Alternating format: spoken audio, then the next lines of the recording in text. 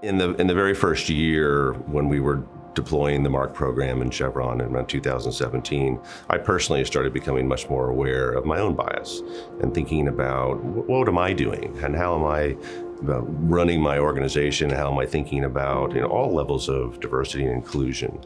I was raised by my mother, who was a single mom, and she was a very talented and an amazing woman. So I knew women were very, very capable. So I had that advantage, I think. So I felt pretty good about myself. I thought, well, I've got this figured out. This is not a problem. One day I was talking to one of the Chevron employees, a male Chevron employee, and he was describing how he had just gone offshore to one of the big platforms and was having an amazing experience, arriving there in his boots and coveralls and having incredible tools and technology.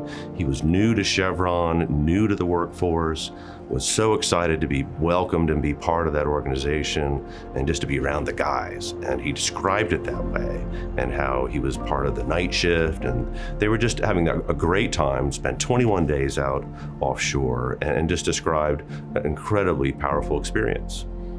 Within 2 days of that, I spoke with another person in Chevron. She was a female. She described her first offshore experience, and it was very different.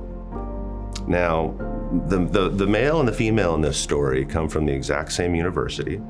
They're the exact same degree. They're the exact same age.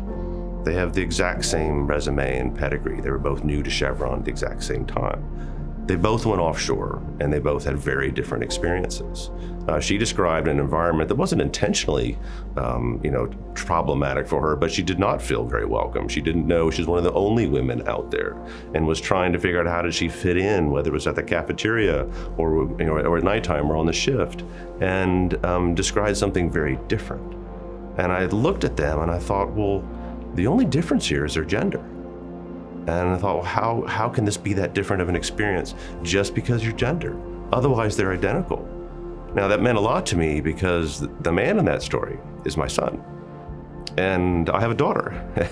And if I thought about her experience and if that were my daughter, it wasn't, but if it were, how would that make me feel? That her experience would be very different than my son's. That's what got me, that's what caught me, and it's changed me ever since.